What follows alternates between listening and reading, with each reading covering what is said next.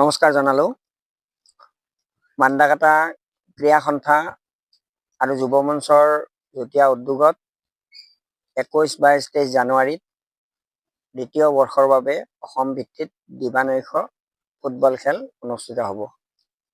ইতিহাস প্ৰসিদ্ধ এই মান্দাকাটা আমি দীঘলীয়া সময় দেখিছোঁ। ইয়াৰ পৰা খেলুৱৈ টীম গৈ ডুমুনিচকী হাইস্কুল খেলপথাৰত সুন্দৰ খেল প্ৰদৰ্শন কৰিছিল। আজিৰ পৰা 40-50 বছৰ আগত সেইসকল বহুত আজি আমাৰ মাজত নাই। আজিৰ এই পবিত্ৰ দিনটোত সেইসকল স্বৰ্গগত আত্মালৈ মই শ্ৰদ্ধাঞ্জলি জনালো। আৰু ইয়াৰ মান্দাকাটাৰ যিসকল যুৱক, এই যুৱকসকলৰ যিটো উদ্যম, উৎসাহ, উদ্দীপনা, সেইটো দেখি আচলতে আমি সকলোৱে আনন্দ অনুভৱ কৰিছোঁ। আৰু যোৱা বছৰ তেখেতসকলে ধুমুহাৰ গতিৰে অতি কষ্টেৰে এই খেলখন সুন্দৰ ধৰণে তেওঁলোকে অনুষ্ঠিত কৰিছে। আৰু এইবেলিও আজি মই দেখিছোঁ 2-250 ল'ৰা ইয়াত উপস্থিত আছে আৰু তেখেতসকলে অতি আনন্দেৰে এই খেলখন অনুষ্ঠিত কৰাৰ কাৰণে আগবাঢ়ি আহিছে।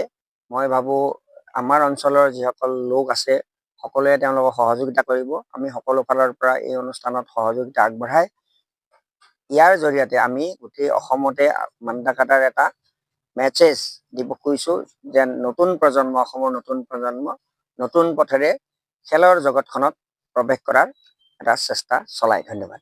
আজি মই আমাৰ মান্দাকাটা স্পৰ্টছ ক্লাব আৰু যুৱ মঞ্চক আন্তৰিক ধন্যবাদ জনাইছোঁ যে আমাৰ মান্দাকাটাত এখন অসম ভিত্তিত দিবানৈশ ফুটবল খেলাৰ আয়োজন কৰিছে 21-22 তাৰিখে। গতিকে মই অসমৰ সমূহ ৰাইজক আমাৰ এই খেলখনত সহযোগিতা আগবঢ়োৱাৰ কাৰণে আৰু যিবিলাক মানে ফুটবল খেলৰ দল আছে সকলোকে আহি ইয়াতে যোগদান কৰিবৰ কাৰণে আহ্বান জনাইছোঁ।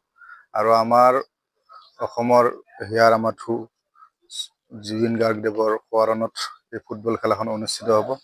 গতিকে মই পুনৰবাৰ আমাৰ এই স্পৰ্টছ ক্লাব আৰু যুৱ মঞ্চক আন্তৰিক ধন্যবাদ জনাইছোঁ এইকাৰণে যে আমাৰ হিয়াৰ আমাঠুদেৱক যাতে আমাৰ মাজত জীয়াই ৰখাৰ কাৰণে প্ৰয়াস কৰিছে, তাৰ বাবে যাতে এনেকৈ প্ৰতি বছৰে তেখেতৰ নামত আমাৰ ইয়াতে ফুটবল খেলা হওক, ক্ৰিকেট খেলা হওক, বিভিন্ন ধৰণৰ খেল ধূলাৰ বা ফাংচনৰ মাজতে তেখেতক জীয়াই ৰাখক।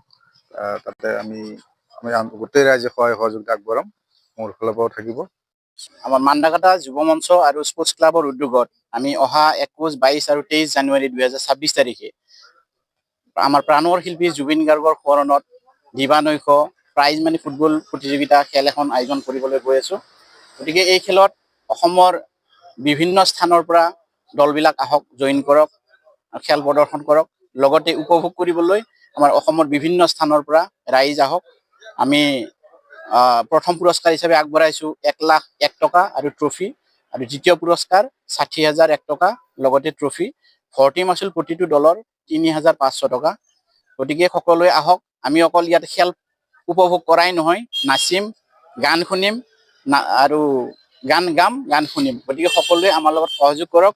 আমাৰ যদিও মান্দাকাটা যুৱ মঞ্চ আৰু স্পৰ্টছ ক্লাবৰ উদ্যোগত অনুষ্ঠিত হৈছে খেলখন, আঞ্চলিক ৰাইজৰ সহায় সহযোগ আমাক লাগিব আৰু সহায় সহযোগ কৰি আছে। লগতে খেল উপভোগ কৰিবলৈ আমি খেল পৰিচালনা কমিটি তথা যুৱ মঞ্চ আৰু স্পৰ্টছ ক্লাবৰ ফালৰ পৰা আহ্বান জনাইছোঁ।